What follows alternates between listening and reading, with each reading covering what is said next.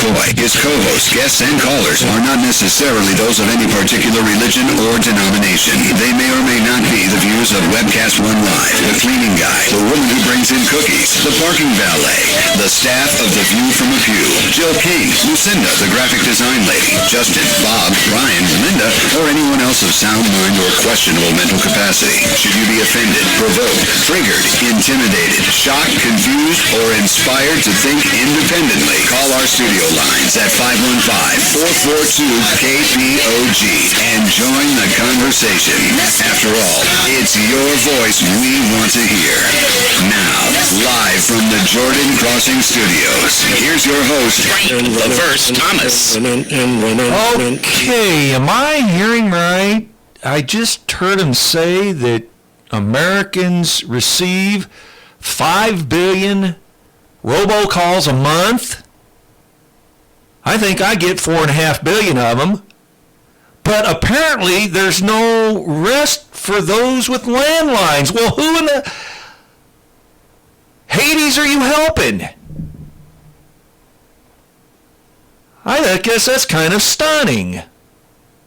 I guess if you're not out to help, I would think most people on cell phones don't get as many robocalls as those on landlines. Who are you helping if you're not helping those who have landlines? The other thing I would mention today, just quickly, let me look that up. Kathleen Blanco,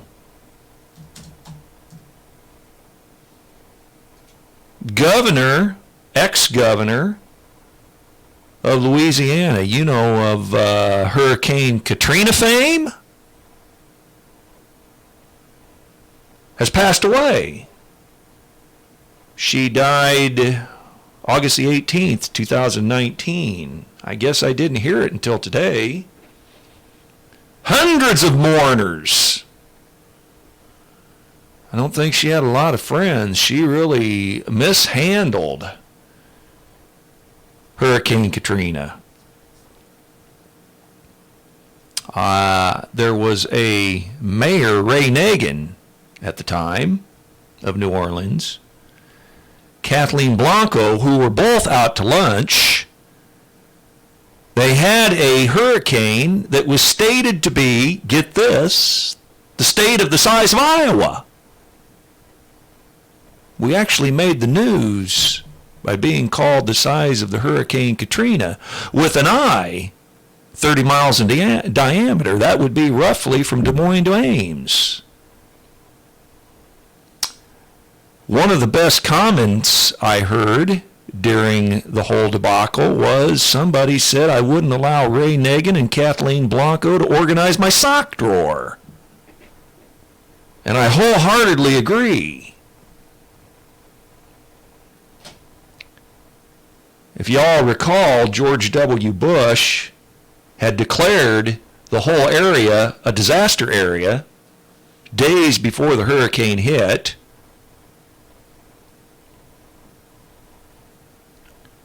They grounded school buses that people tried to get patients in nursing homes out of the city.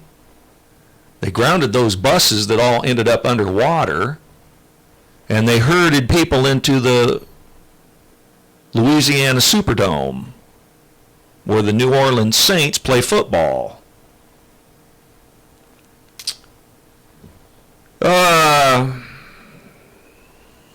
So, apparently, I guess I will say Mrs. Blanco, because she apparently is married to Raymond Blanco, is lying in state in Louisiana. Hundreds of mourners honor the former governor. You know, I don't know, my opinion, I'm surprised there's that many. One of the greatest bobble jobs in memory is how that hurricane was handled. And of course, Ray Nagin spent some time in prison over it, which Mrs. Blanco should have possibly shared in that, but she didn't. And so we will see on Judgment Day if she arises to resurrection to life or resurrection to judgment. We'll see. Because her fate's sealed one way or the other. That's what happens at death. There's no second chances. There's no ability to, as we talked about yesterday, we talked about the rich man and the beggar man Lazarus. How he was begging Lazarus to go speak to his brothers and tell them not to do what he had done and follow him where he had went. Which brings up the point, whatever we do, we do it. And we seal it in this lifetime. It makes us just wonder and know that how short time is and how whatever we get done, we have to get done while the sun is shining.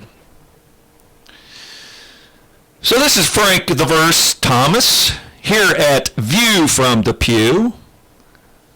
And that is heard here at live from the Yellow Blue Studios, your home for the light from LED Lighting. This is KPOG Grimes, West Des Moines. And that is at the Jordan Crossing Church here every day, 4 to 6 p.m., Monday through Friday. If you'd like to comment on the show with your input, by text or by talk.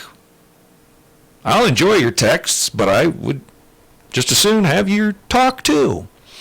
But either one you want to do is fine, and you can do that by following these instructions. We want to hear from you, so give us a call on the Service Legends talk and text line, 515-442-5764. That's 515-442-KPOG. I'll bounce over here in the camera shot for a second, just so people know I'm here. I'm over on the other microphone and controlling the board over there. And I'm going to share a story that come across my Twitter feed that a friend that I follow shared or commented on, retweeted, I guess, and then commented. So I will go over here and share that story with you. Let's see, where are we at? I got 3 different screens open, so I have to find my story. Well, first I will share with you the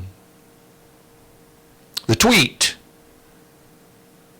There's a guy named Praying Medic. Says, if you accept that man is a highly evolved animal, it's hard to object to human cannibalism. If you believe we're made in the image of God, it's inexcusable. Well, the Praying Medic was referring to a Newsweek article, August the 20th, that said cannibalism is found throughout the animal kingdom. So why is it such an ultimate taboo for humans? So I will share with you the Newsweek article, and I have some commentary.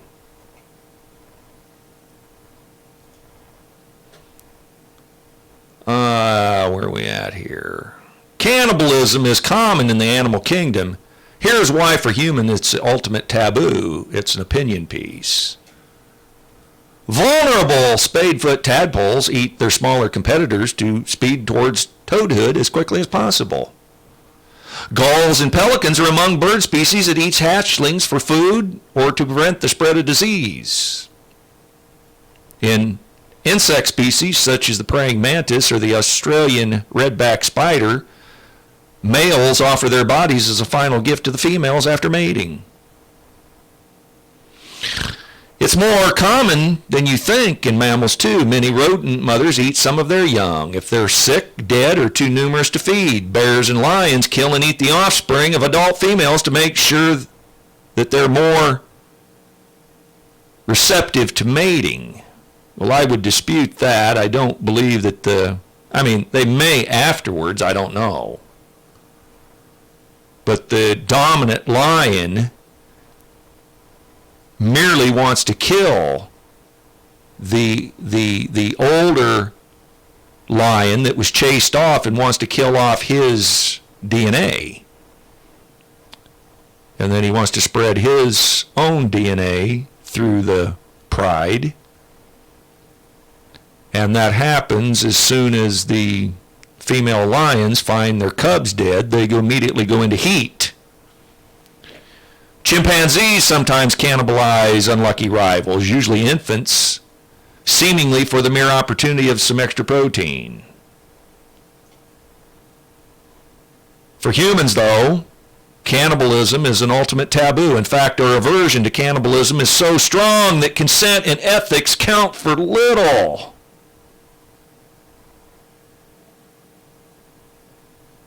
Well, let me just chime in right here on a couple of things.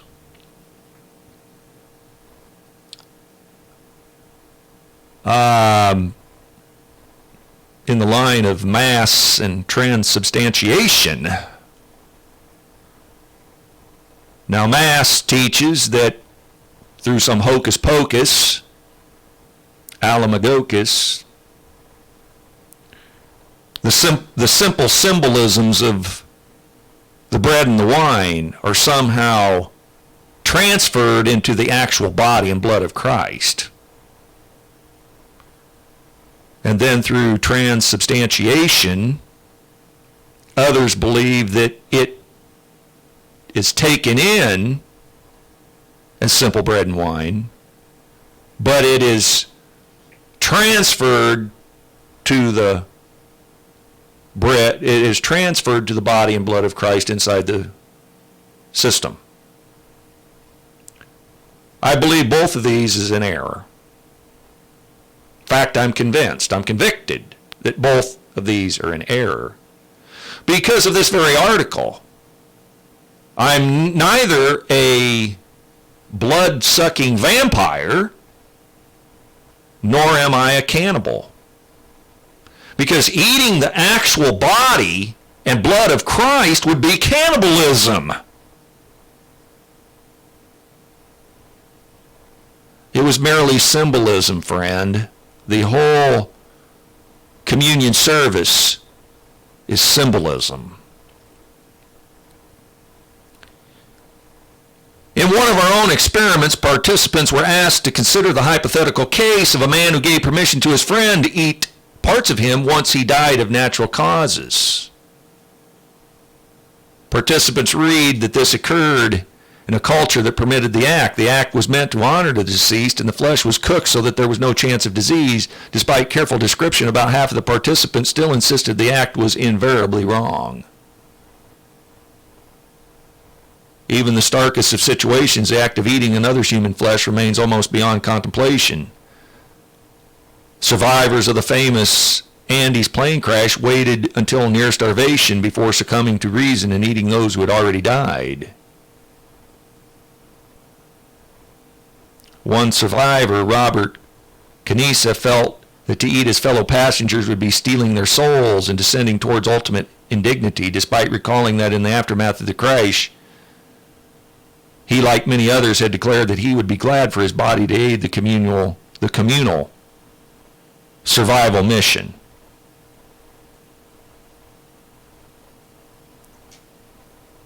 Hearing some kind of noise here. I'm not sure what it is.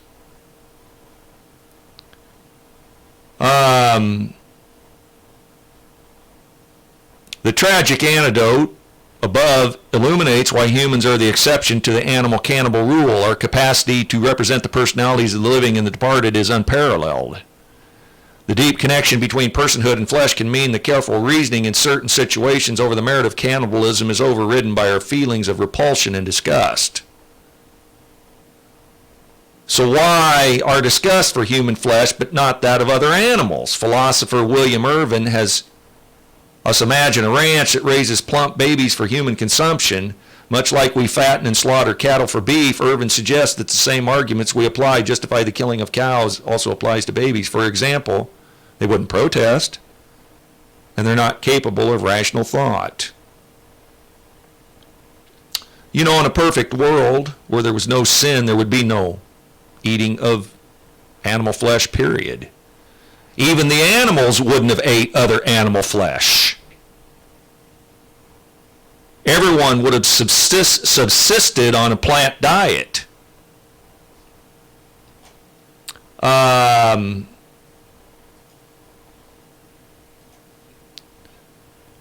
For some reason, the famous case of the Sierra Nevada mountain range, the group that was traveling, for some reason, the name escapes me.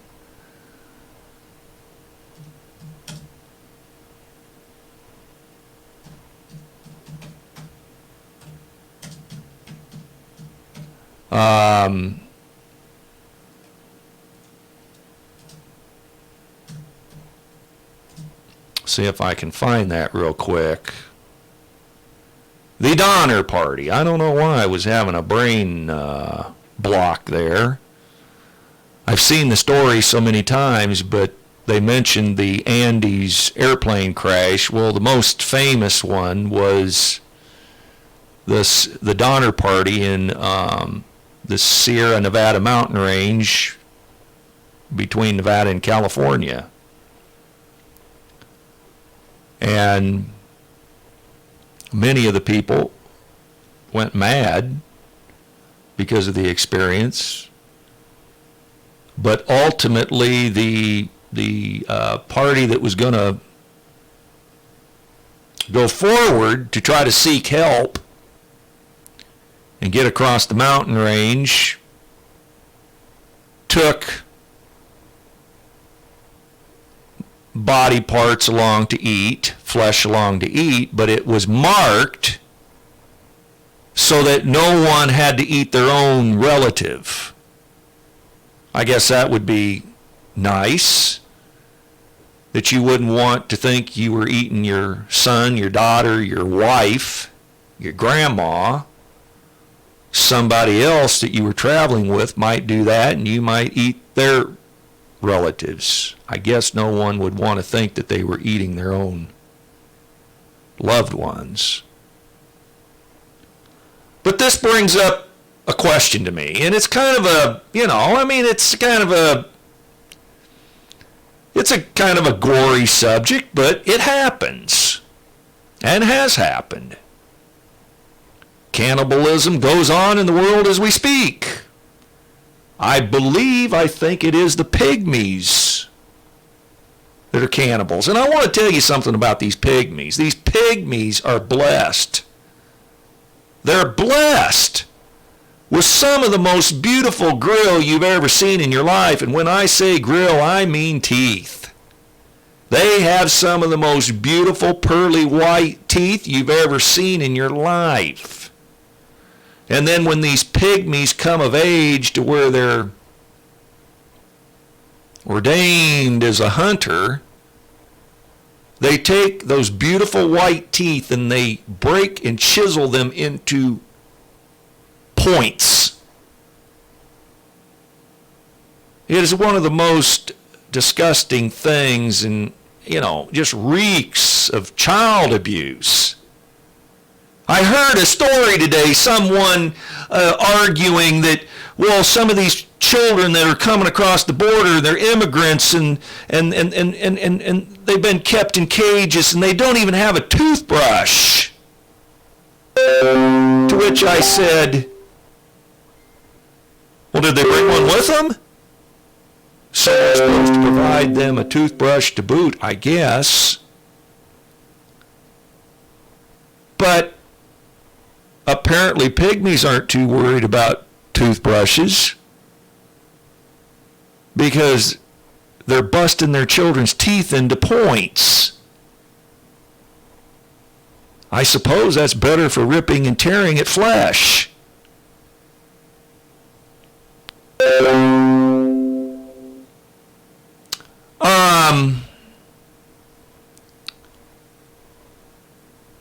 But I want to state something here. Well, let me continue a little bit with the article, and I'll get to a point here I want to make about this.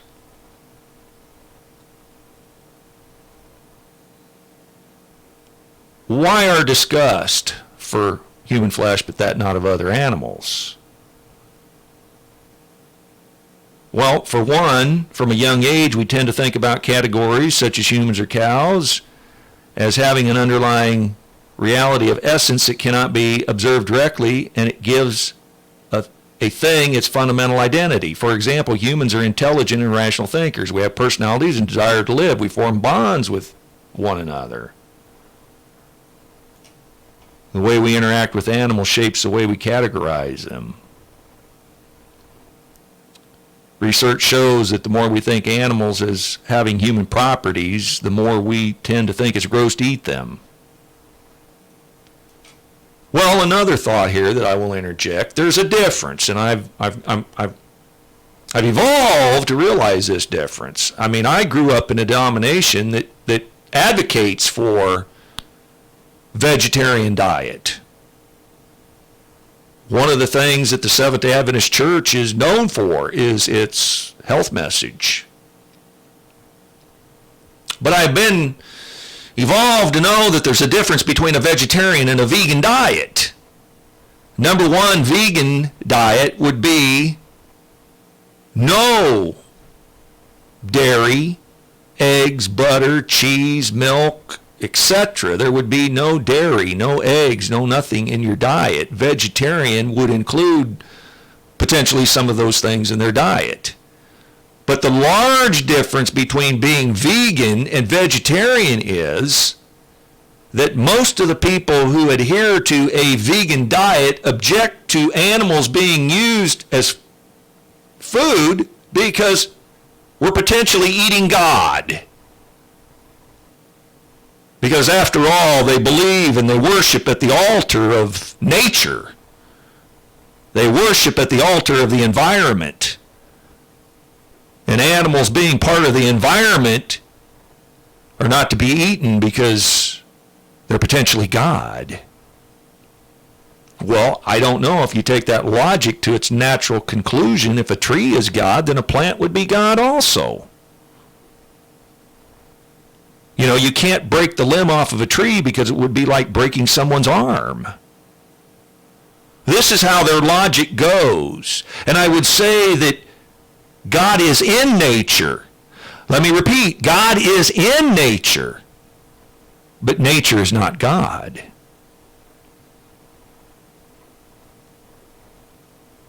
Though accusations of cannibalism have often been falsely made to demonize groups, it isn't absent from humanity. The four people of Papua New Guinea were reported to have participated in funerary cannibalism, believing it's better the body be eaten by people who love the deceased than by worms and maggots. Parts of mummies were eaten for medicinal purposes in post-Renaissance Europe. Well, there was a lot of stuff done in post-Renaissance Europe.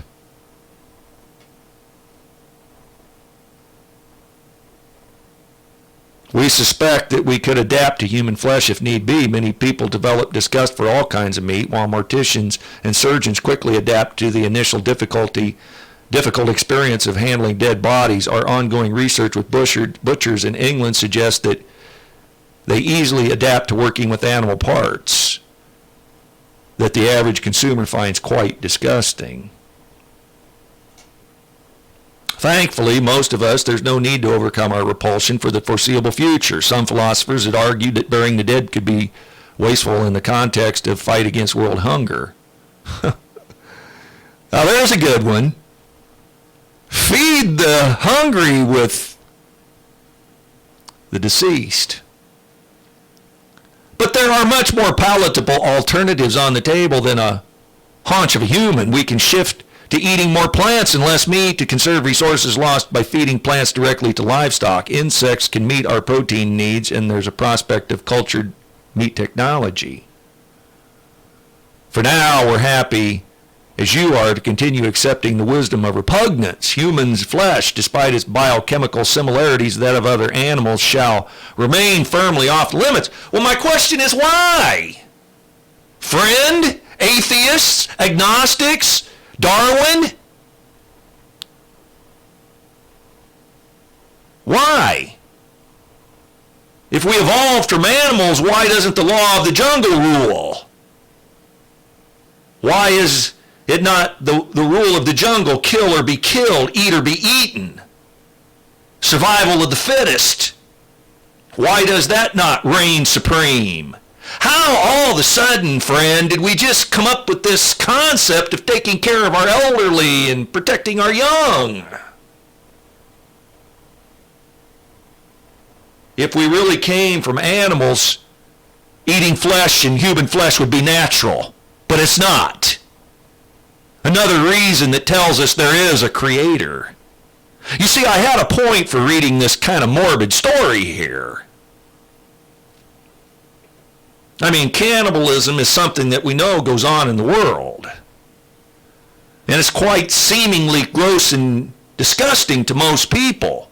But if we're truly animals, why would that be the case? Why wouldn't our taste for human flesh be natural?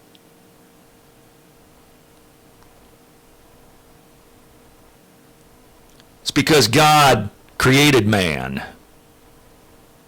And God gave Adam the privilege of naming the animals. We didn't come from the animals. Adam named the animals. So clearly, man and animals were two distinct, separate groups. That's what I talk about, friend. That's what I talk about when it comes to your science and the Word of God. What do you think I'm going to trust?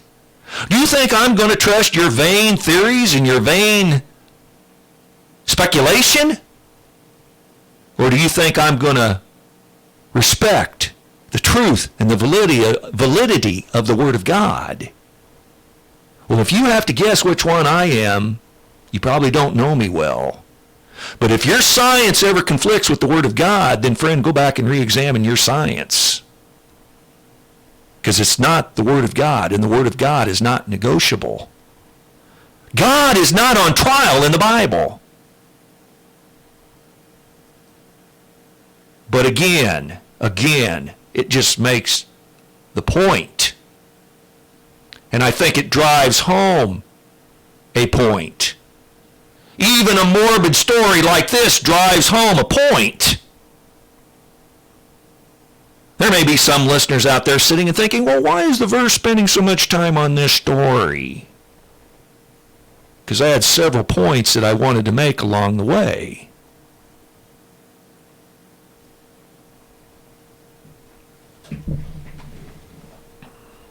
So now, we're over here on this computer and microphone.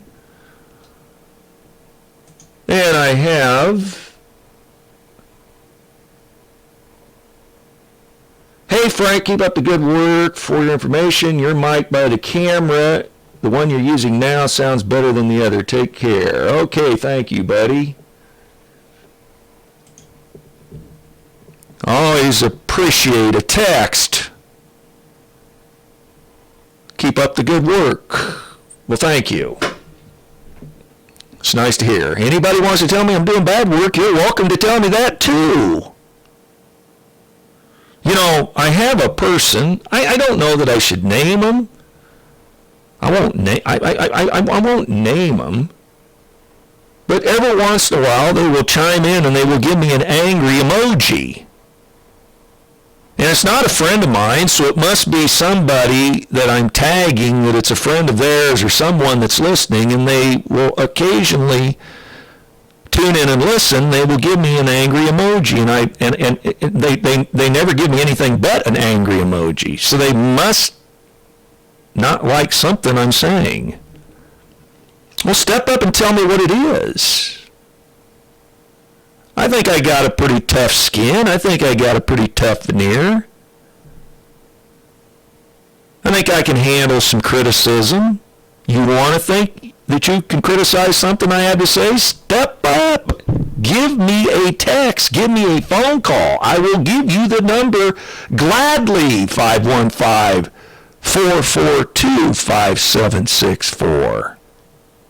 And that is a call-in line or a text line, either one. So please, I want to hear your input. Not the least bit afraid of input.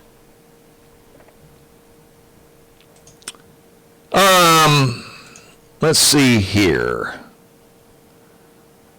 I've got some stories about our president today that I will try not to make political. But we have a president. We live in a Protestant representative republic. That Protestant representative republic was prophesied in Revelation 13. And the men that are forefathers that come up with the idea of a representative republic didn't pull that idea out their backside. It was given to them by God. I'll just be so bold as to say it was given to them. Those thoughts, those foundational qualities of our government was given to them by God. They were inspired of God. This form of government is certainly nothing Satan would come up with. So there's only two sources of knowledge in the world. Ultimately, there's one source.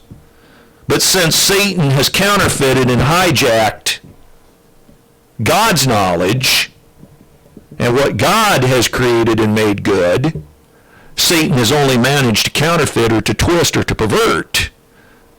So all knowledge is accredited to God. But there's two sources of knowledge in the world. There's God and there's Satan, and certainly Satan wouldn't have come up with this design for our government. He would have us live under social communist rule. He would have us live under a brutal dictator, since he's the ultimate dictator. But here's 5 things that our current president has fulfilled from the wish list of most Christian voters. He's number 1, the most pro-life president in modern history. When he ran in 2016 and promised pro-life, pro-religious freedom policies, most evangelicals who voted for him didn't know whether he could fulfill those promises. When they look back now, they see he's checked off these goals. You know, there was a lot of battle. There was a lot of seemingly good Christians, conservative Christians, that found that voting for Trump was voting between two evils.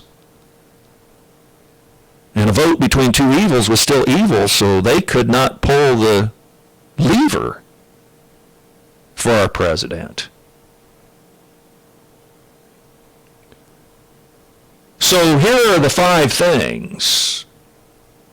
This is just a quick list. I'm not going to focus too much on it, and I'm not going to try to turn it into anything political, as vote for this person or don't vote for that person. But number 1, pro-life moves like forcing Planned Parenthood to choose between abortion and women's health. 2, protecting religious freedom rights of employers and employees, for that matter. Now here's one that I have some reservations on, and I'll gladly explain to you why. Appointing conservative judges to the federal bench. Well, in a perfect world, I may not have a problem with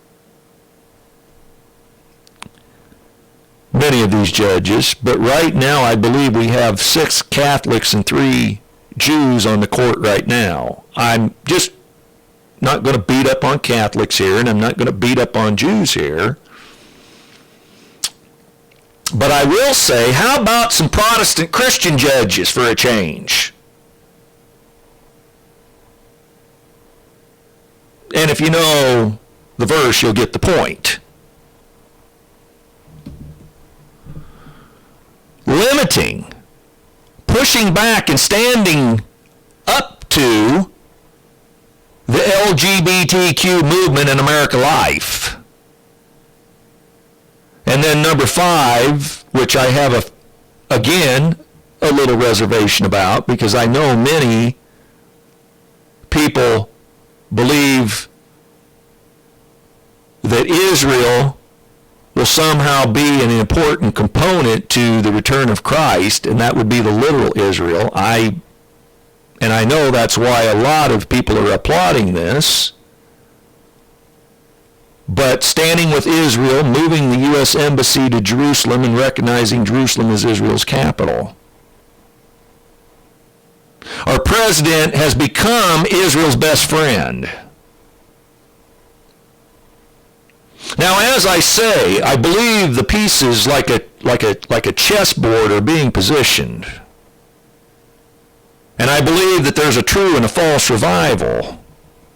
And I believe that there's true and false aspects to prophecy. There's true aspects of prophecy, and then Satan can counterfeit and pervert true prophecy. Many people feel that somehow God's got to come and sit on the actual throne of David in Jerusalem, so somehow the old Solomon's temple must be restored, and the animal sacrifice needs to be kicked back up, and they need to await their Messiah, and maybe they're going to tear down the Dome of the Rock, and then we're really going to have some proverbial something hit the fan. But when we speak of Israel in the Bible, we refer to spiritual Israel as opposed to literal Israel. In spiritual Israel, there's no Jew, Greek, Gentile, circumcised, or uncircumcised. I don't have to live in the physical land of Israel to be part of spiritual Israel. But I have no problem, per se, with moving the embassy to Jerusalem and recognizing Jerusalem as Israel's capital. But there are those with more nefarious beliefs in this, that somehow this all has to happen to fulfill Bible prophecy. That is part and parcel, likely the main reason that Israel was artificially propped up in 1948 by the United States and England. Those people who believe biblical prophecy must be fulfilled by Israel being returned to the promised land. That return to Israel that is prophesied in Daniel has to do with the decree made by Cyrus and then Darius and then Artaxerxes in 457 BC that sent Ezra and Nehemiah back to Israel to kick up the sacrifices and to restore the temple, restore a temple, Zerubbabel's temple. That prophecy's been fulfilled. We're no longer looking for the temple to be restored, because the temple in which Daniel is talking about and the command that go forth to restore that temple was given by Artaxerxes in 457 BC. And just so happens our next lesson study next quarter will be on Ezra and Nehemiah. Matt Staver, president of Legal Advocacy, says our president has fulfilled about 90% of the goals on the list that Staver and other conservative leaders compiled. In the first 2 years, he's achieved more than all presidents combined since Ronald Reagan. He's been the most pro-religious freedom and the most pro-life president in modern history. Now, is there some skunks in the woodshed around him? Yes. I don't believe that all the religious leaders who are around him have his best interests in heart, nor the country's best interests in heart. There is some wolves in sheep's clothing around our president. That's why our president must be prayed for. He was put in office. There's no doubt. He was placed in office by God. Because I'm going to tell you, friend, if you don't believe that, you don't know much about the machine that he was running against. And that machine he was running against has ate up many, many, many fine a politician.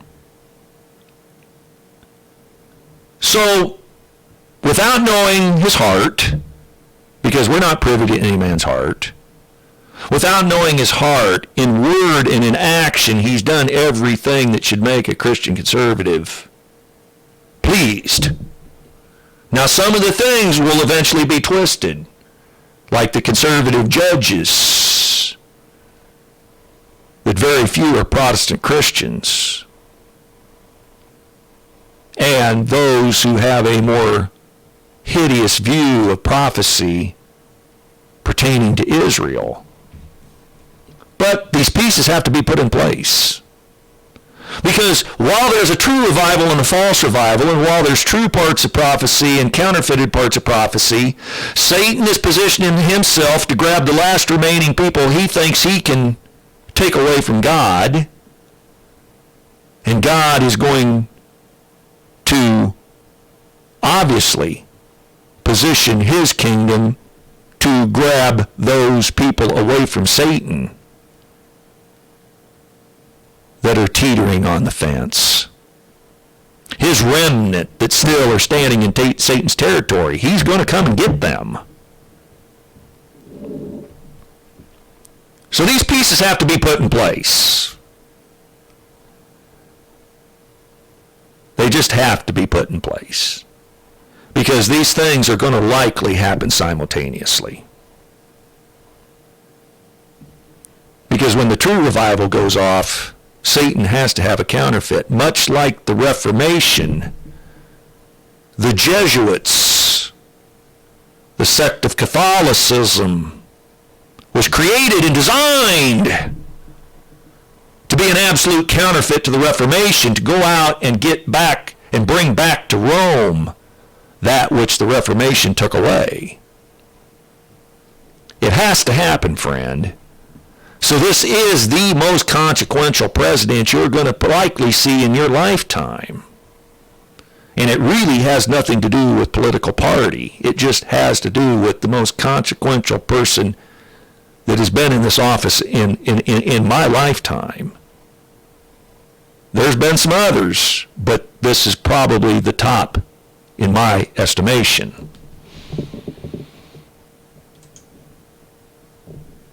Now, here is, again, another president story, and I will not spend a lot of time on it either, but I would just say that I think this is a good thing, as Martha Stewart would say.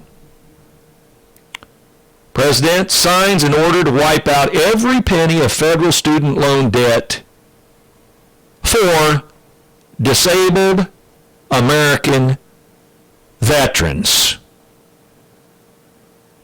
Okay, you notice the key word here. Disabled. Disabled. Not abled American veterans, but disabled American veterans. You know, those who paid something for our protection. You know, those who lost an arm or a leg, or were blinded, are disabled veterans. This action will wipe out an average of $30,000 in debt owed by more than 25,000 eligible veterans, Trump said, calling them incredible people who have made the ultimate sacrifice in many ways for our nation. Now, you have some other presidential candidates out there who are promising that all student debt should be wiped away. But that's not this. This is a precise thing for a precise group of people, and I think an entitled group of people. Only roughly half of the 50,000 disabled veterans who are qualified to have their student loan discharged have received this entitled benefit. So apparently he's going to wipe out the other half. So I think that is a good story. That is a fine story in my book. Here's a single dad in Canada, and he's facing human rights complaint after asking the age and the sex of the potential babysitter he wanted to hire. You think that's too much to ask? Parents' personal decisions about who should babysit their children should not be subject to the dictates of the Alberta Human Rights Commission, says John Carpe.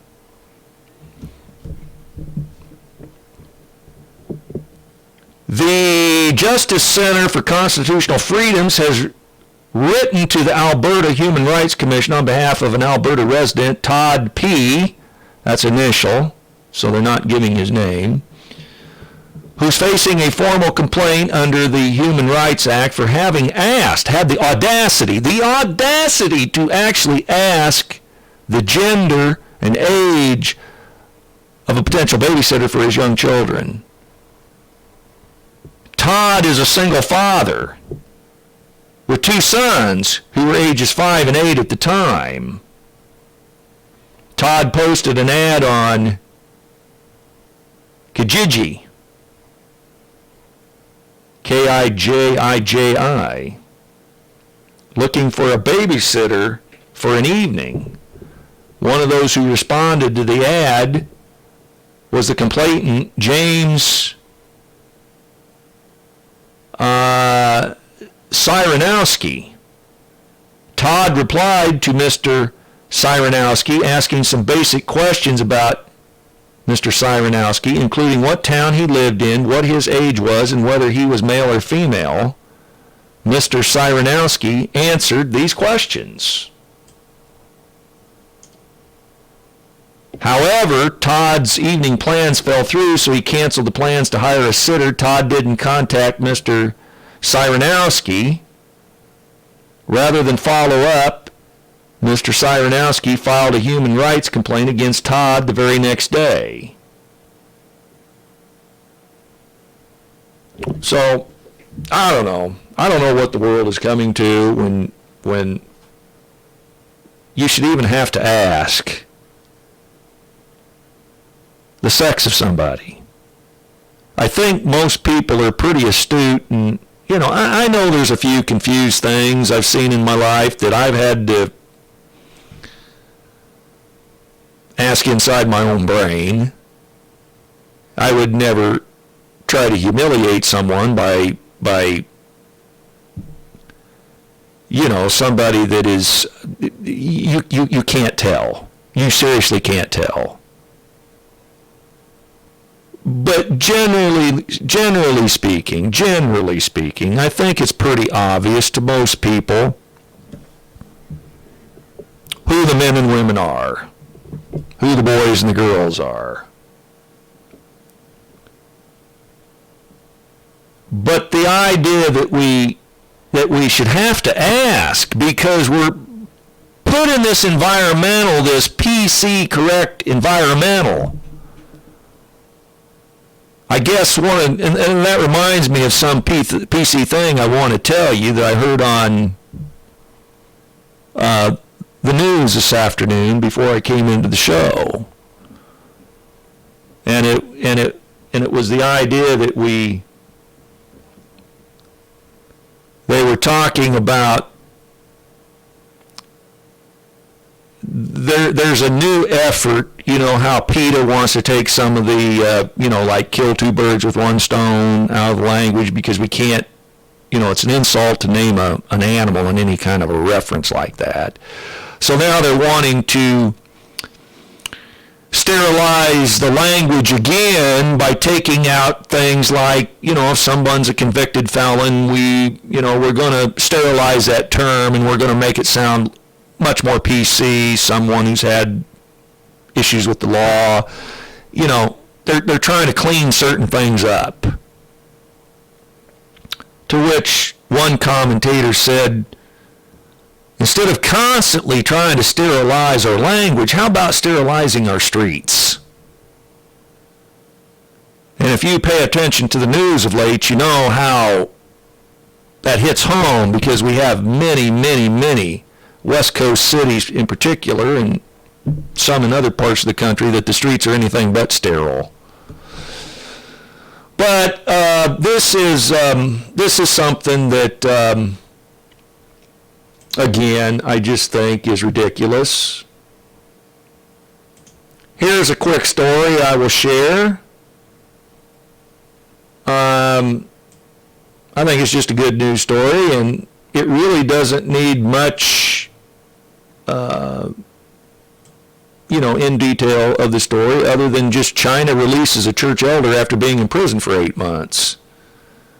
After being detained for 8 months, an elder at the Early Rain Covenant Church in China was released from prison this week. Well, good news. Good news. That's just something that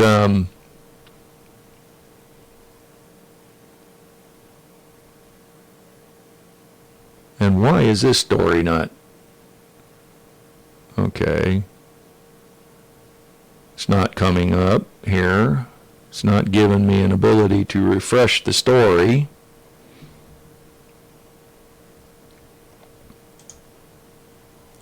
I'll just, let's see.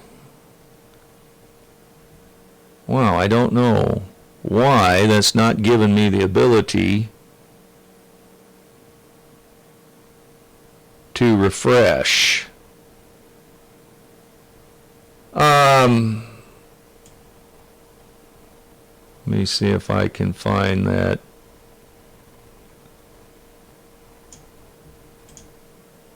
Maybe this, okay, here it is. A new rule, which I think is a good thing. I think we have a right to say who can join our citizenry. New rules will limit how many immigrants are eligible for green cards. Now, being that I know a little bit something about this, I have a little personal experience trying to help retrieve a green card for an individual. I have a little experience with green cards, and there's two types of aliens. There's an illegal alien, then there's a resident alien. A resident alien is not a citizen, but a resident alien does have the approval and the authority to work. So a green card gives you that ability to work. But the current administration announced a new rule that would make it more difficult for immigrants who've received public assistance to get green cards.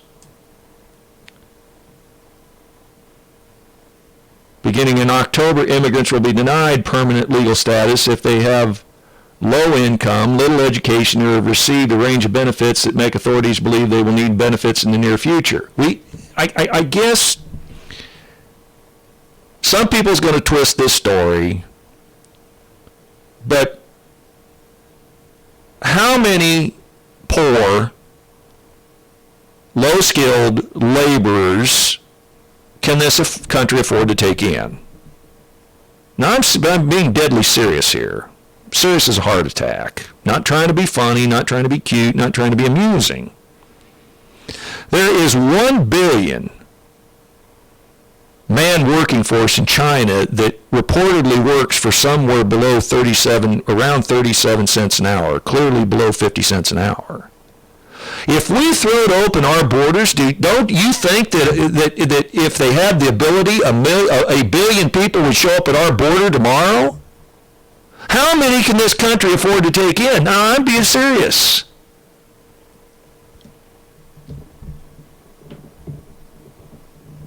We're not dealing with loaves and fishes here in a basket that God keeps pulling out loaves and fishes out of.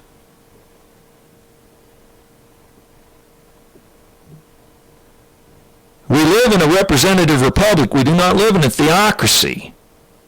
In a representative republic, we are governed by the consent of the people. The people have to have a say in how the government governs us. So it's left up to the will of the people.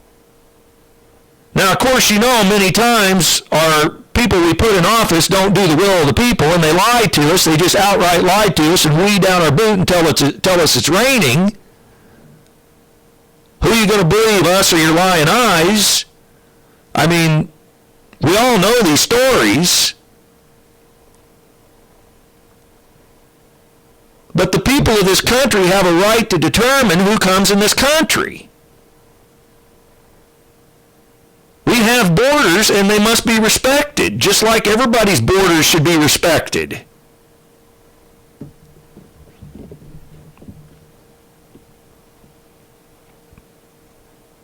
So,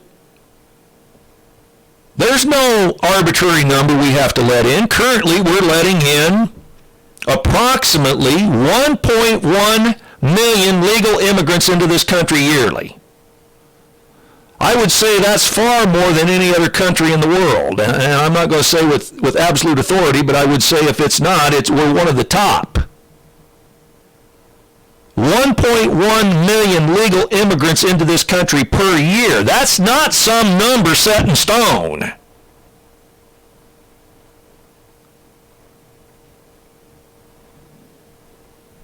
It's been it's been as few as 600,000. It's been various numbers. There's no set number. There's no set arbitrary number we have to meet. We don't have to let in 1.1 million. We could let in 999,999. I mean, we could let in 9. There's no number. So if we have an economy that needs more workers, we can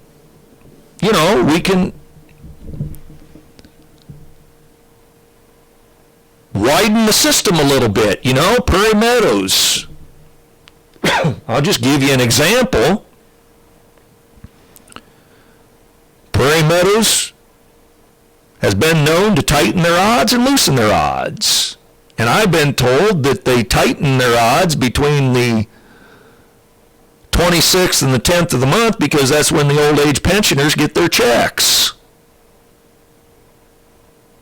And then after the 10th of the month, they loosen their odds up a bit. So they can tighten the money they pay out, and they can loosen the money they pay out to serve and meet their needs. Same thing with the country. We can allow in the number of immigrants we need. We can broaden those, and we can restrict it. There's no law says we have to let in a certain number of people a year legally.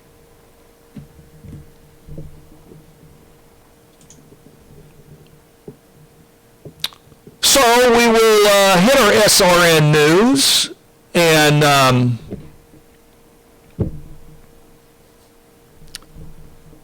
got a couple of quick stories to hit after the hour, and then we're going to talk about our lesson study the least of these. And I may even throw in another topic or two. We'll see how time works out.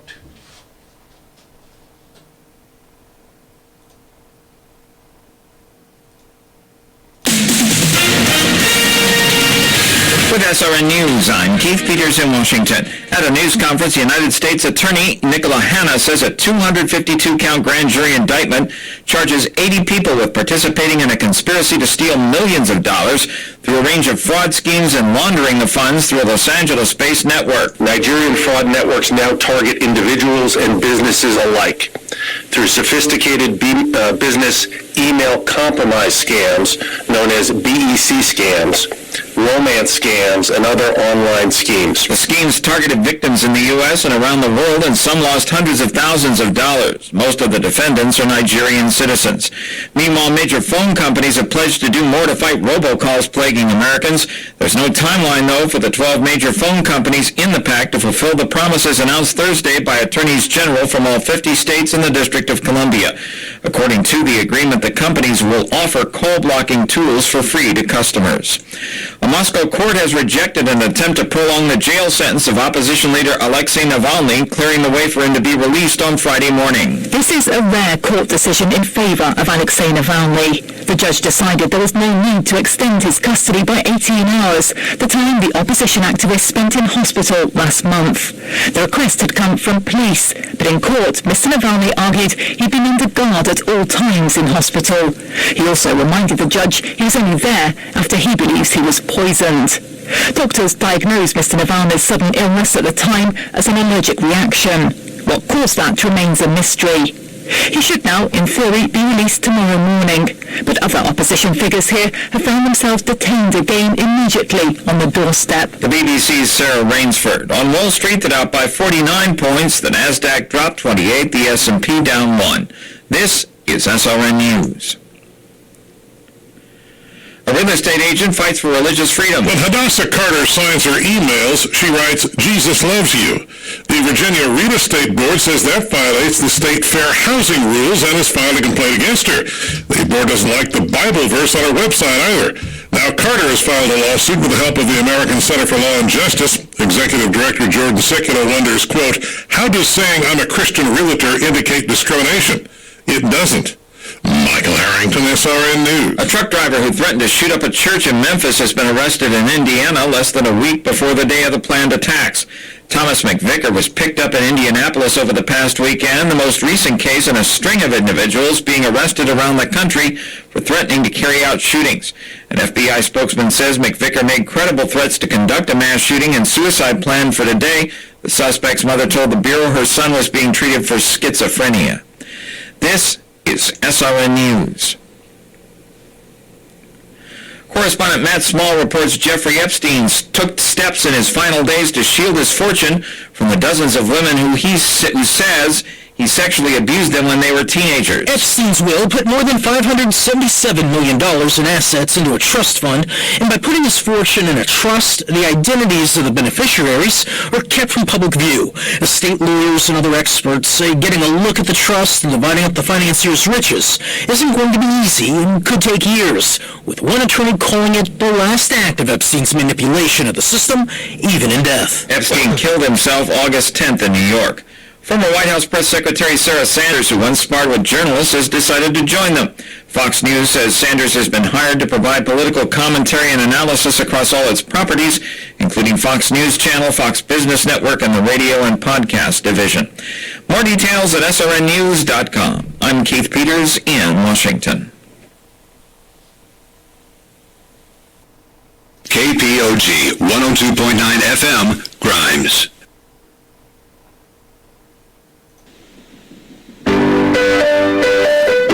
Blessed are those who are persecuted because of righteousness, for theirs is the kingdom of heaven. Matthew 5:10.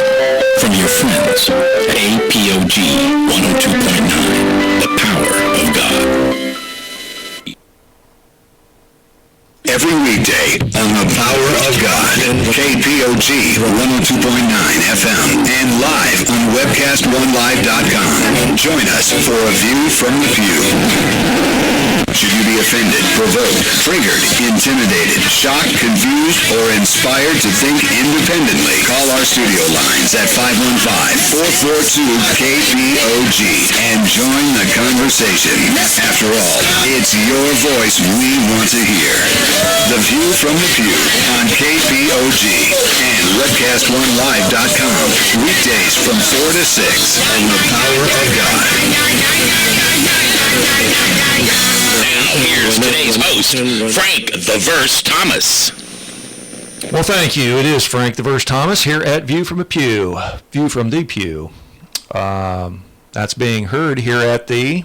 Live from the Yellow Blue Studios, your home for the light from LED Lighting.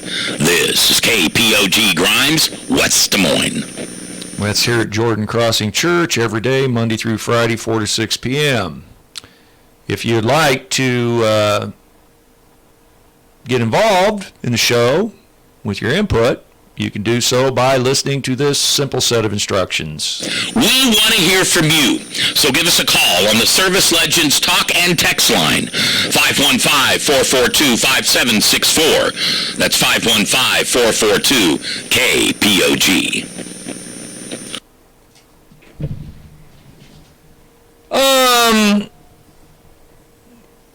I have just two quick stories, and then I'm going to talk to you a little bit about suicide today. Come across an interesting little tidbit on a show I was watching the other night, and think it's kind of relevant. But before we talk about suicide and the least of these in our Sabbath school lesson, I just have two more stories that I'll just, one here I'm going to share really quick. My God is bigger. Heart transplant recipient who nearly died as an infant starts college. When Cedarville University welcomed its record-breaking freshmen and transfer students this fall, no one was more thankful to begin her college experience than Lauren Gibson. Gibson nearly died when she was 6 weeks old and received a heart transplant 3 days before her first birthday. So, young lady who almost died at 6 weeks old, starting college. That's pretty cool. My God is bigger than your God. No, God is big for all of us. Some of us just don't realize it.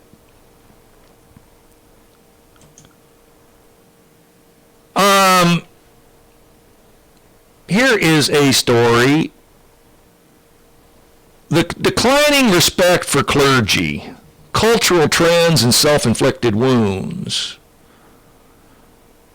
My pastor recently told me 25 years ago the first person that would contact when they faced a marriage crisis was their pastor. 10 years ago, he continued, it was their counselor or physician. Today, it's their lawyer.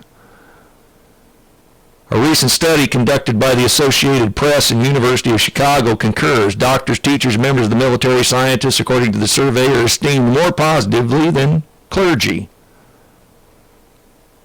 Among infrequent churchgoers, clergy members are viewed as more negatively or as negatively as lawyers. As my pastor observed, the declining respect for clergy is a trend both in and out of the church, including those who attend church frequently. While part of the problem is, well, I guess I shouldn't say that. It's a perspective thing. One, I guess if you're a younger person, maybe a pastor that's 30 years old, 35 years old is your elder. But I find most of the pastors I deal with in my life and most of the pastors I see are obviously younger than I am, being 61, and they don't even have kids in high school and college. They've got 2 or 3 little kids under 6 to 8 years old. Sometimes 3 and 4 kids under 6 to 8. I mean, they got the work cut out for them. They haven't lived enough life yet to really garner my respect. Generally, if I had a relationship problem, marital problem, something, I wanted to talk to somebody that had put a few years in the bag and someone had put a few kids through school. I didn't want to talk to somebody who was just getting started.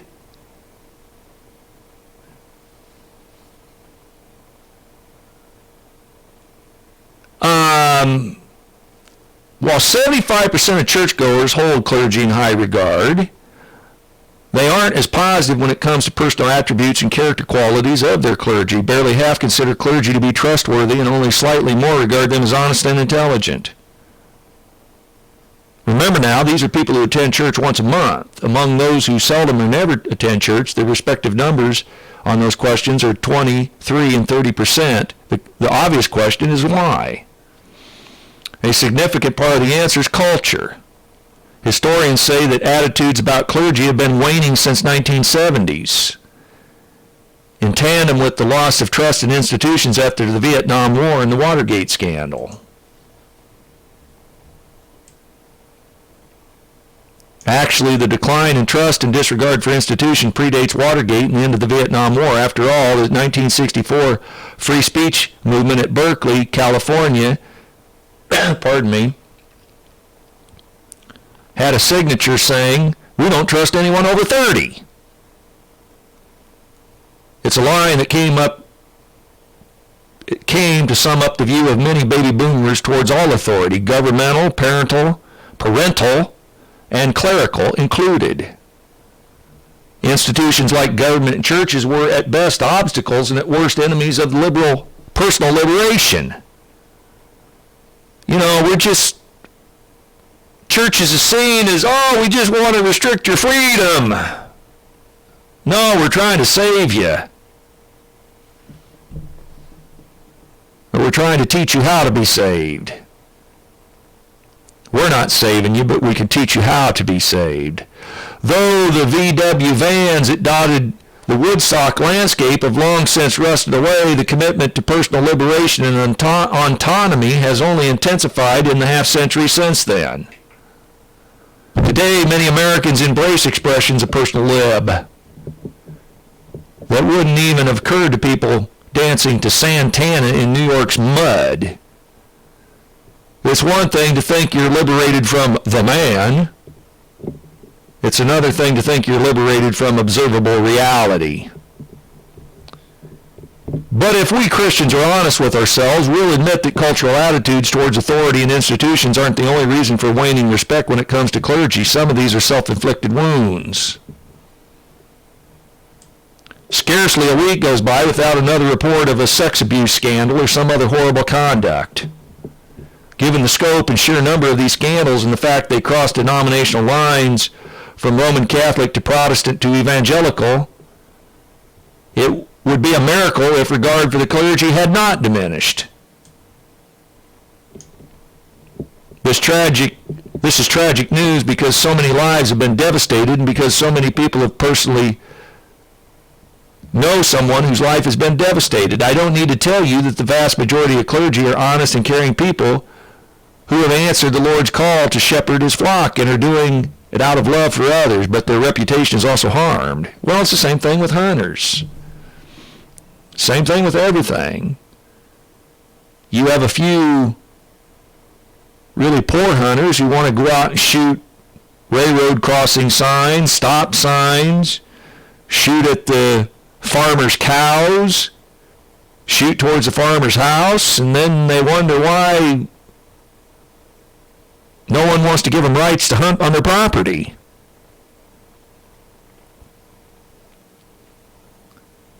That's what makes this such a huge loss, because when done right, clergy can represent, embody, and offer a kind of love that's simply indispensable during the inevitable bad times we face. It's indispensable to individuals, families, communities, and to our entire nation.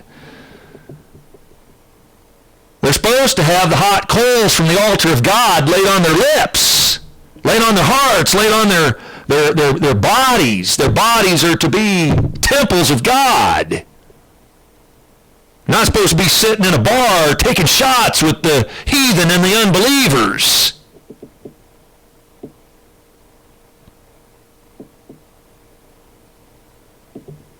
Theirs is a role uniquely gifted to the church, and one cannot be replicated across the spectrum of society, and that's what they offer. And what they offer is especially missed when it's needed the most.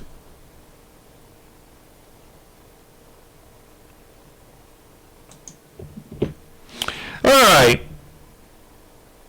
I guess some people may think this show's a little morbid today, because after all, I started the show out with talking about cannibalism, but I had a point, and it was just a spur-of-the-moment story. I come in here, I sat down, I opened up my Facebook account, and I opened up my Twitter account like I do every day, just to kind of see what's going on in the Twitter world, and one of the first things on my Twitter feed was this story about a follower of mine, or a person I follow. See, in the Facebook world, you have friends.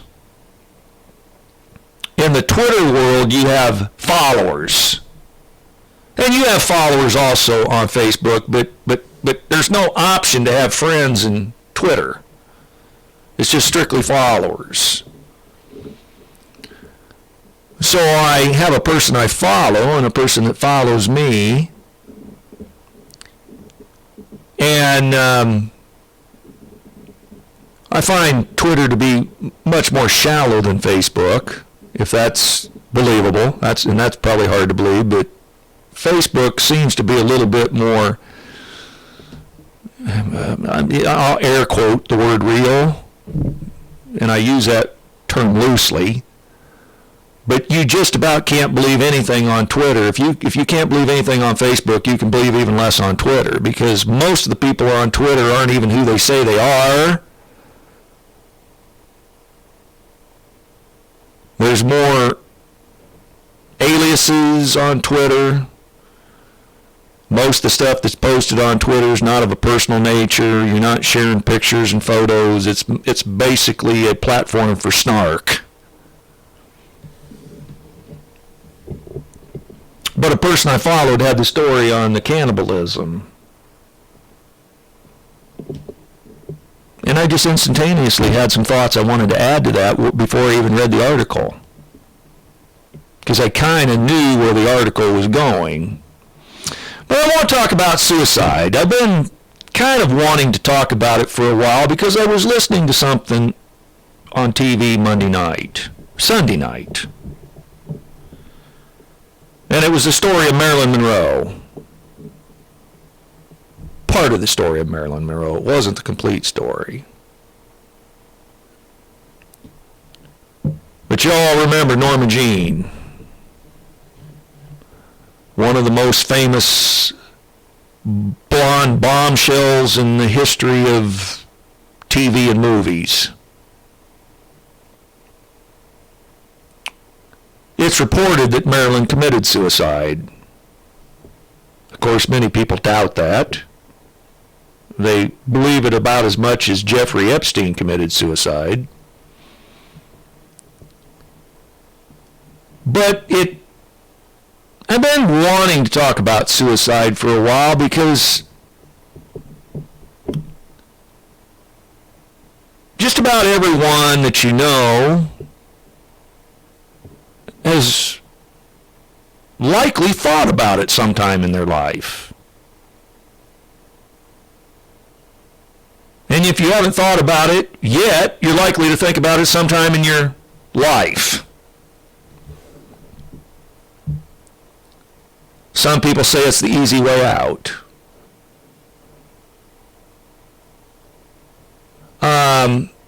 But my point of view is suicide an automatic ticket? And I'm just going to use the word hell here because I'm and anybody that listens to the show knows I don't believe in hell as an eternal torment. But I'm just going to use it for this point and this sake of what I'm talking about. Just because this is the image that most people think of. Is suicide a one-way ticket to heaven? Or is it a one-way ticket to hell? Is it both? Is it neither? What is it? Now, the interesting thing, and one of the things I wanted to bring up this point on Marilyn Monroe, is we talk about on this a lot on this show about the transgender movement and peer pressure. According to statistics, let me see.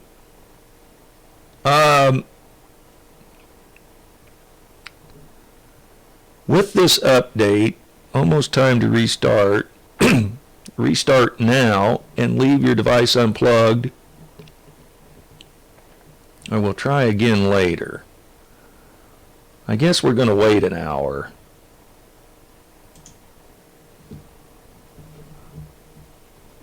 Got to get going here pretty quick. I got 35 minutes.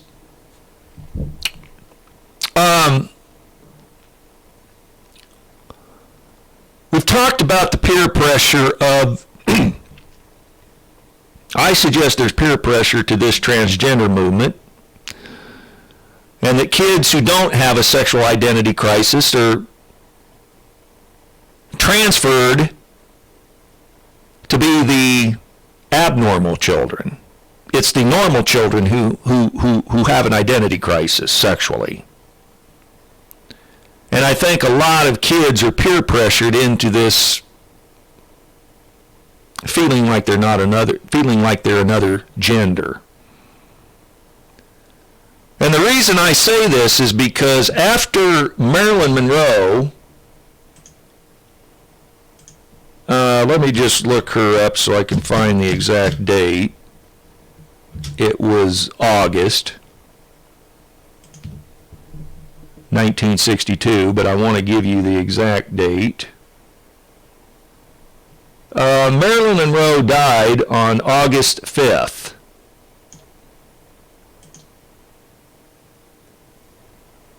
Marilyn Monroe died on August 5th, 1962. Whether she committed suicide or there was foul play,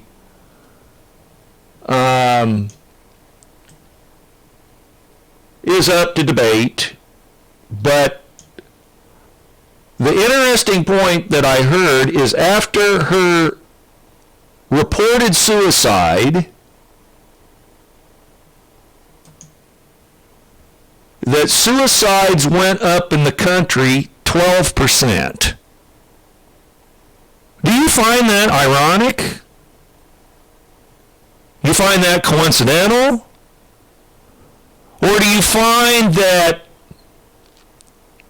had an influence? Because the point was brought up in the show. Here's a woman who looked like she had everything at her fingertips. She had beauty. She had money. She had men hanging on her every word and every look, every picture. Men were hanging. I mean, if she showed up at a military installation to be there for the soldiers, the place was full to the brim. They stood in line. Elton John wrote a song about her, Candle in the Wind. And you know, Elton John is an open homosexual.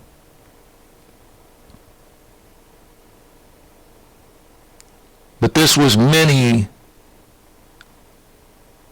image of Marilyn Monroe was many a boy's fantasy of a woman. So So if a woman like this commits suicide that has everything, potentially, then what do I got to live for? And suicide, direct cause and effect, went up 12%.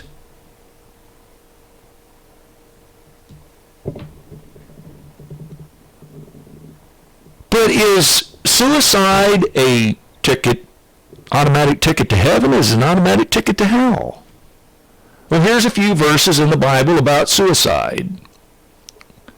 And some of them, I won't say a little mental gymnastics has to be played to pertain it to suicide, but clearly it can be. 1 Corinthians 3, 16 to 17, know ye not that you're the temple of God, and that the Spirit of God dwelleth in you? I guess that would argue if the Holy Spirit is in you, you're not going to kill yourself. Ecclesiastes 7:17, be not over much wicked, neither be thou foolish. Why shouldest thou die before thy time? Again, this could be talking about health. It could be, it could be talking about temperance and the way you take care of your body. Mrs. White clearly says that poor temperance is suicide. The only difference between doing it with a gun and doing it with a fork is doing it with a fork, you do it a little at a time. Do it with a cigarette, you do it a puff at a time. Do it with a drink, you do it a drink at a time. So at least God has some opportunity, if you're drinking or smoking or eating, to work with you to change your lifestyle, change your habits. If you do it with a gun, well then it's over. There's no chance to God to work with you, to woo you. Psalms 34, 17 to 20, the righteous cry, the Lord heareth, and deliver them out of all their troubles. So turn your suicidal thoughts over to God, that would argue. 1 Corinthians 6, 19 to 20, what, know ye not that your body is a temple of the Holy Ghost, which in you, which you have of God, that you're not your own? You were bought at a heavy price. Know ye not that you're not your own? Jeremiah 29:11, for I know the thoughts I think towards you, saith the Lord, thoughts of peace, not of evil, to give you an expected end. Proverbs 3, 5 to 6, trust in the Lord with all thy heart, lean not unto thy own understanding. So you walk by faith, not sight. You can't lean to your own understanding. Well, here's what I just quoted. 1 Corinthians 6:20, for ye know you're bought with a price. Therefore glorify your God in body and your spirit, which are God's. So your body and your spirit both belong to God. Do to the least of my brethren, you've done it unto me. And killing yourself, are you killing God? You killing a piece of God? You trying to kill a piece of God? Because God created you, He bought you at a price. If any man defile the temple of God, him God shall destroy, for the temple of God is holy, the temple which ye are. Psalms 13, 2 to 4, how long shall I take counsel in my soul, having sorrow in my heart daily? How long shall mine enemy exalt over me?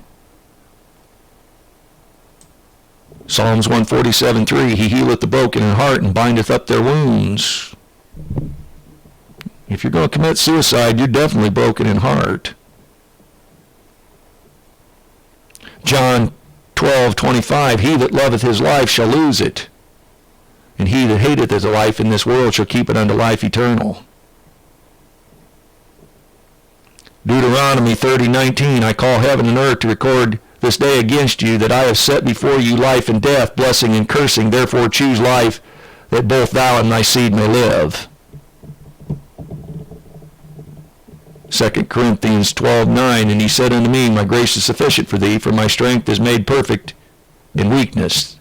Most gladly, therefore, I will rather glory in my infirmities, that the power of Christ may rest upon me. So there's glory in your infirmity. There's glory in your suffering. That's what this is telling us.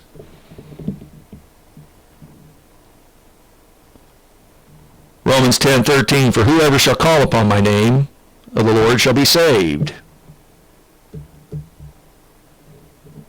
John 10:28, and I give unto them eternal life, and they shall never perish, neither shall any man pluck them out of my hand.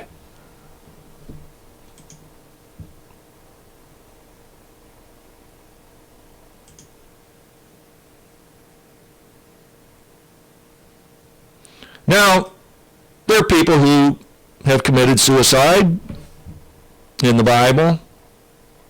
Obviously, Judas committed suicide. Here's when in Samuel 17:23, and when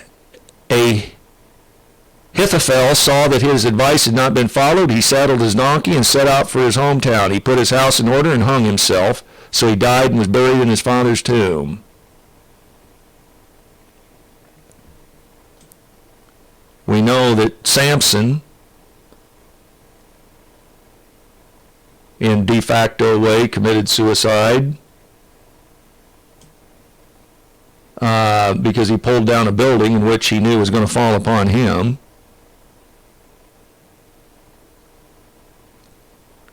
But yet Hebrews, I believe it's, let's see, I think it's Hebrews 11. Let me check that out here real quick.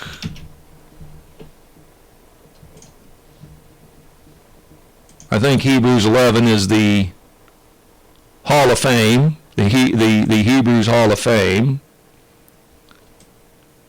or Hall of Faith, pardon me. And it does mention Samson. Scroll down here. See if I can find this. It did mention, and what more shall I say, for the time would fail me to tell of Gideon, Barak, and Samson, and Jephthah, and David also, and Samuel of the prophets. So Samson is listed in the Hebrews 11 Hall of Faith. So apparently, suicide in Samson's case did not buy him a ticket to hell. Let me go back here to, we're just looking and scrolling through a couple of verses that mention suicide. When Judas, who had betrayed him, saw that Jesus was condemned, he was seized with remorse and returned the 30 pieces of silver to the chiefs and the priest's elders. I have sinned, for I have betrayed innocent blood. What is that to us? They replied, that's your responsibility. There was no true repentance, in my opinion, from my conviction on Judas's part. He was sorry that his plans were thwarted. Saul, King Saul, the fighting grew fierce around Saul. When the archers overtook him, they wounded him critically. Saul said to his armor-bearer, draw your sword and run me through, or these uncircumcised men will come and run me through and abuse me. But his armor-bearer was terrified and would not do it. So Saul took his own sword and fell on it. When the armor-bearer saw that Saul was dead, he too fell on his sword and died with him.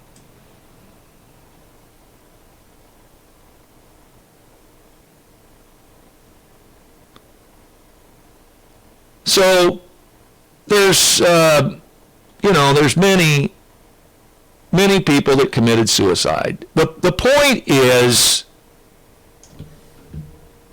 God is going to bring all into judgment. Everything hidden, everything secret, everything that is privy only to Him. We don't know men's hearts. We don't know men's motives. We can only judge or try to discern people on their actions.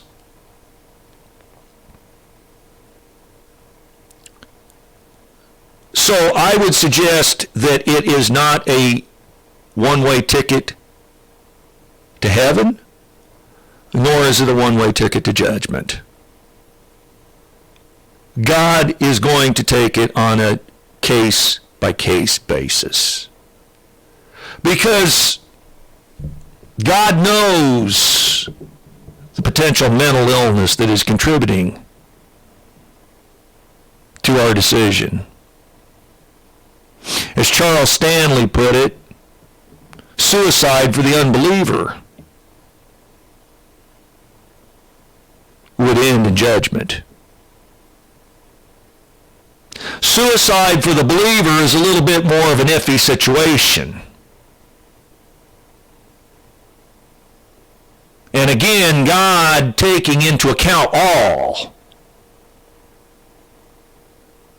And God would take into the account the light given, the ability of their mind to comprehend that light given.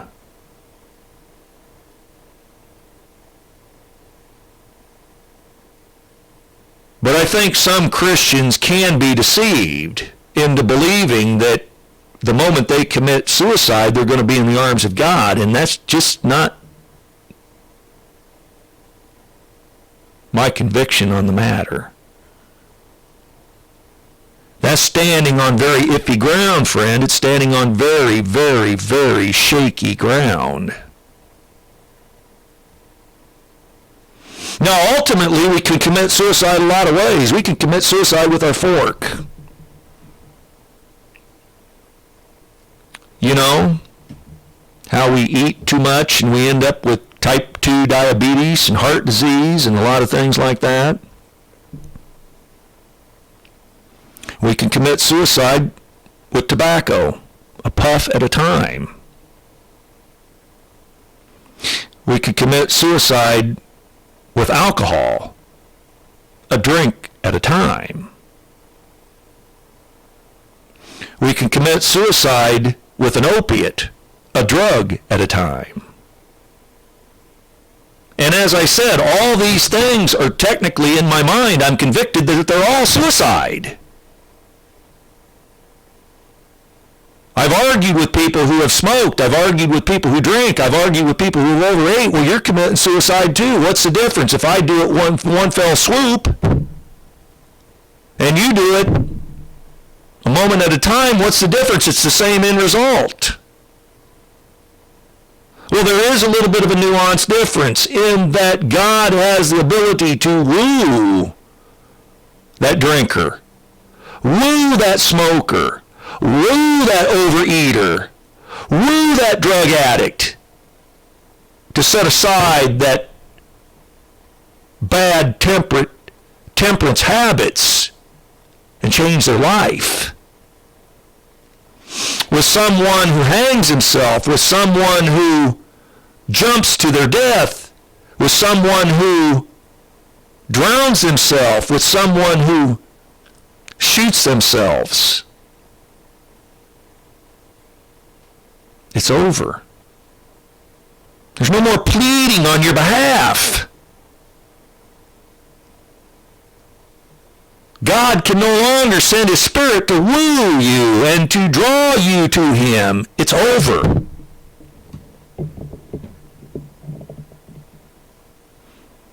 So even though overeating and smoking and drinking and drugs is technically suicide,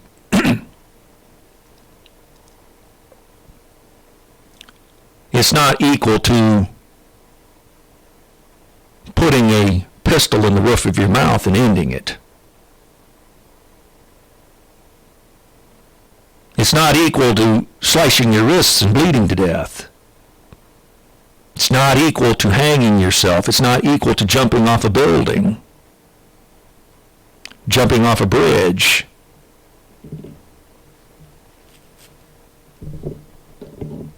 Or falling on your sword.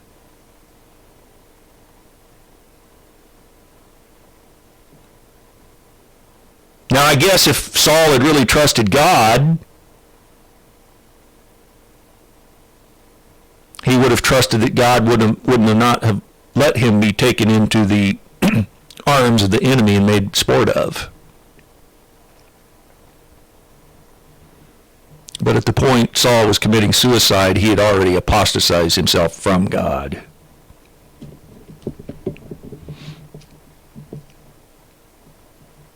Samson reached towards the two pillars on which the temple stood,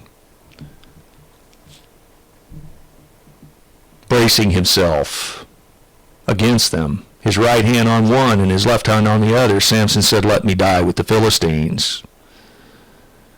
Then he pushed with all his might and came down the temple on the rulers and all the people in it. Thus Samson killed more people when he died than when he lived. As you remember, Samson killed a lot of people. He slew 5,000 men with the jawbone of an ass.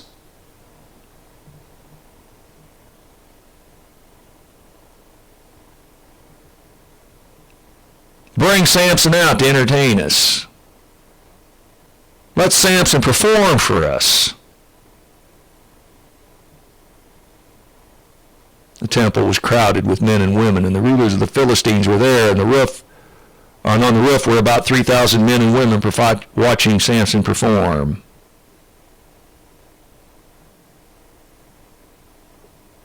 Samson prayed, "Lord, Lord, remember me. Give me strength just one more time, and let me with one blow get vengeance on the Philistine for my two eyes."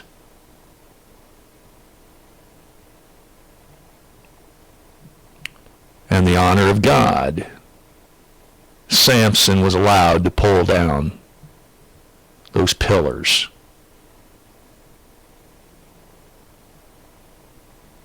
What they didn't notice was his hair was growing. I don't believe that there was any intrinsic strength in and of his hair. It was his hair represented his faith in God, his trust in God. His vows as a Nazirite were only symbols of his belief in the true God. His strength did not actually lie in his hair, but when he allowed the secret or allowed his hair to be cut, his strength went away because he lost his trust in God. He valued the relationship with Delilah more than he valued his Savior.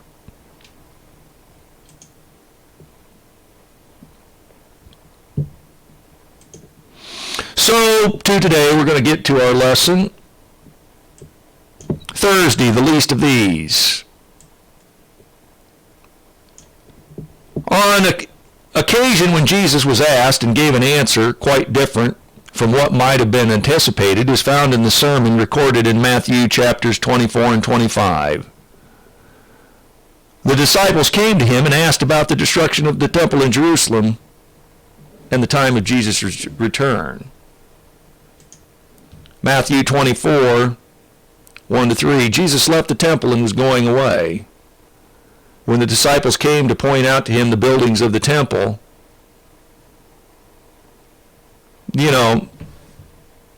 other gospel writers talk about, we don't know which Weisenheimer said it, but they were a little embarrassed. They were a little embarrassed by Jesus. Maybe Jesus, they knew more than Jesus. Well, I wouldn't have said that if I were you. They destroy this temple and I will rebuild it in 3 days. One of the disciples came to him and said, "Master, do you see what manner of rock is holding this building up?"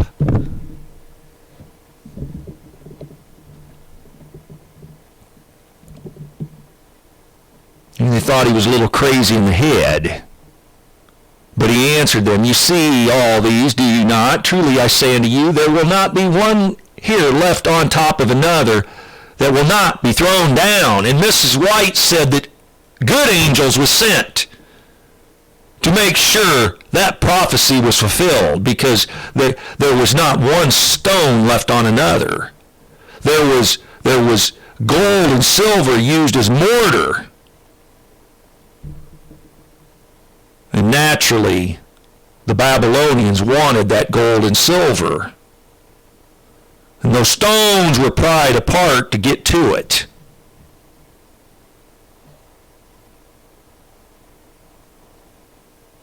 he sat on the Mount of Olives, and the disciples came to him privately, saying, "Tell us, when will these things be, and what will be the sign of their coming and the end of the age?" Well, there's a couple of things at play here. Number one, the temple being destroyed would have been the end of the world to the disciples, because that was the temple. Everything in Jewish tradition revolved around that temple. Without that temple, their civilization basically ceases to exist.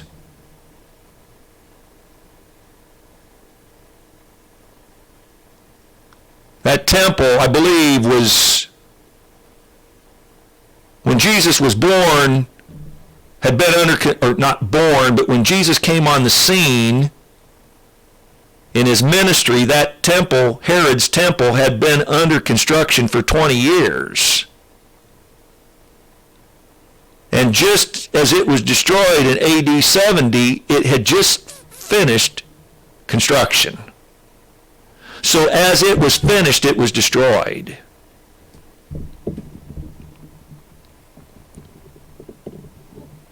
Tell us, when will these things be, and what will be the sign of your coming and the end of this age? Well, there's two things going on here. There's the end of the age, the end of the world.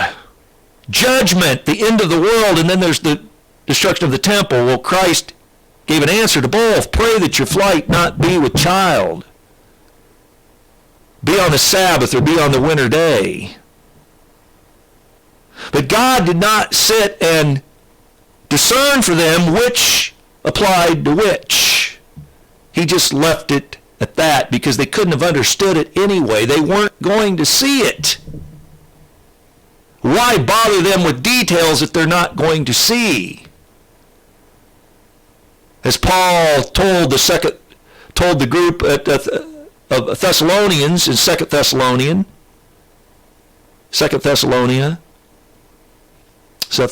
I guess. Thessalonica is the people. I don't know.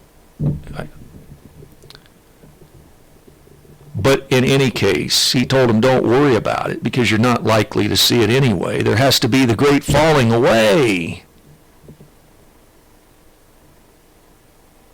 The man of sin, the son of perdition, must be revealed. Great apostasy within the church needs to happen first, is basically what Paul is telling them. So don't worry about it. You're not going to see it anyway. Put your head to the grindstone and do what you need to do. Slog it out. Living the Christian life isn't easy.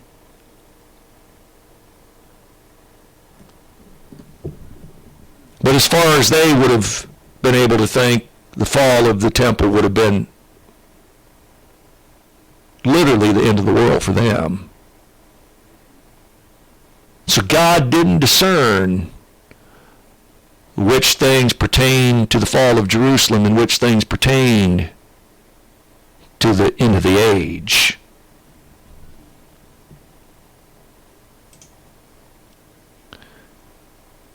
The conclusion of Jesus' extended answer to this question referred to feeding the hungry, giving a drink to the thirsty, and welcoming strangers, clothing the naked, caring for the sick, and visiting those in prison. He assured them, when you did do it or refused to help one of the least of these, my brothers and sisters, you were doing it to me. Matthew 25:40. And the king answered them, truly I say unto you, as you did it to one of the least of my brothers, you've done it unto me.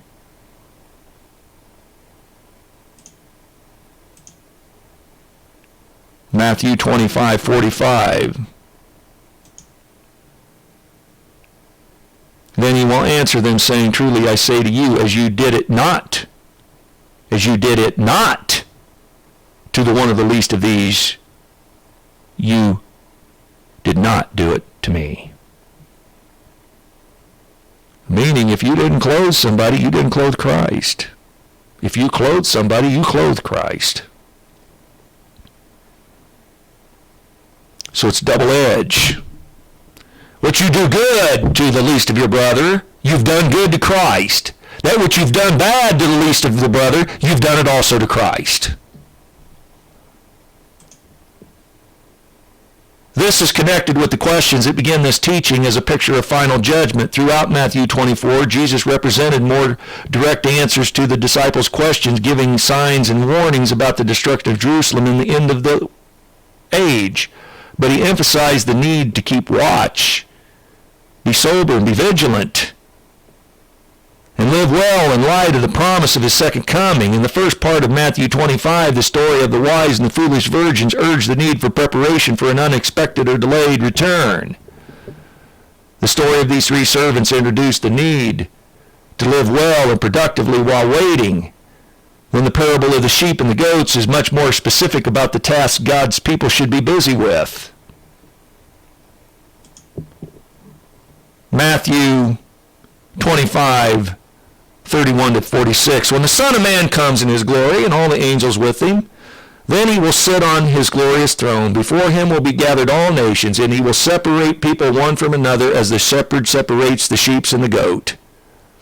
And he will place the sheep on his right and the goats on his left. Then the king will say to those on his right, "Come, you who are blessed by my Father, inherit the kingdom prepared for you from the foundation of the world. For I was hungry, and you gave me food. I was thirsty, and you gave me drink. I was a stranger, and you welcomed me. I was naked, and you clothed me. I was sick, and you visited me. I was in prison, and you came unto me."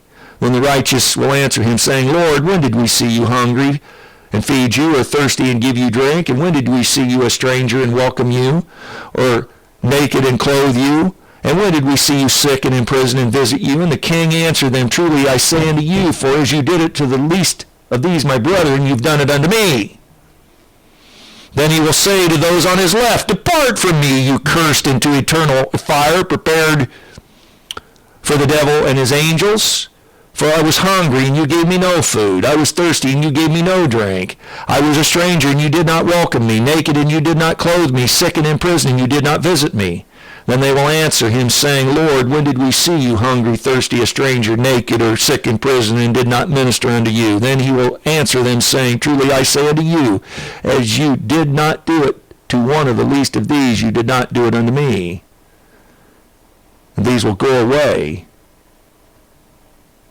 into eternal punishment, but the righteous into eternal life.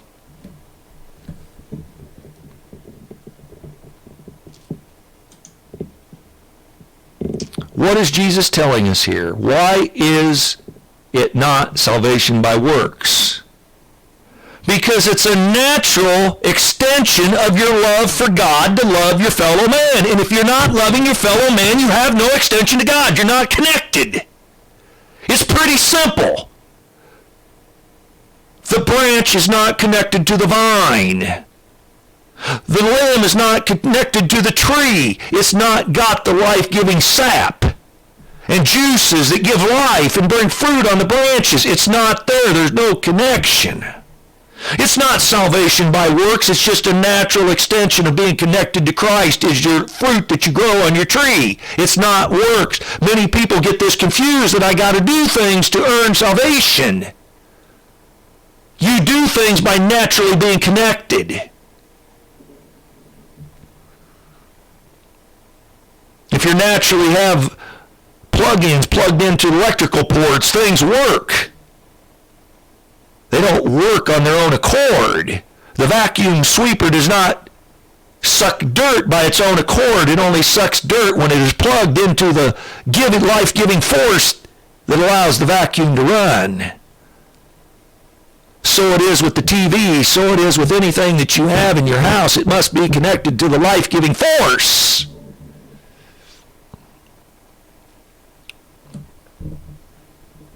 But what do his words here teach about it, what it truly means to have a saving faith? Well, what it means to have a saving faith is being connected. Jesus' statement that when we serve others, we're doing it to him should transform all our relationships and attitudes. Imagine being able to invite Jesus for a meal or visit him in a hospital or prison. Jesus said that when we do this, we offer service to people in our community. What an incredible opportunity to offer to us. He offers to us in this way. Read prayerfully what Jesus said in these verses. How do we understand the idea that he all but equated himself with the hungry, the naked, and the imprisoned? What powerful obligation does this put on us and how we live? Well, again, it's a natural extension of our love of Christ is our love for our fellow man, because since God created them and he loves them, so must we also love them. So if we do something to the least of our brethren, even if we do it to an unbeliever, if we do it to a believer or an unbeliever, makes no difference. What we do good in this world, comes from our connection with Jesus. We have no ability, we have no desire to do good for anyone without Christ. Sorry, my brother Christian. My brother Christian asked me one time, he said, well, is the only reason you're good is because of the Bible and Jesus? I said, yeah. Like there's some other source for goodness? If I wasn't connected to Jesus, I'd be on a beach somewhere in North Carolina slugging down beer and throwing beer cans at the tide, because I don't care what island that washes up on.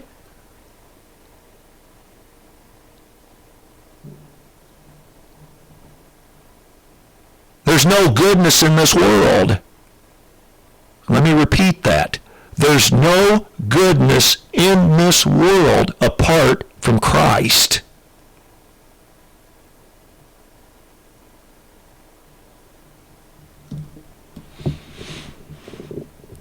So till tomorrow,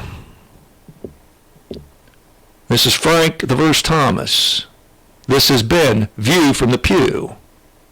And this is heard on KPOG 102.9 FM, Grimes, West Des Moines.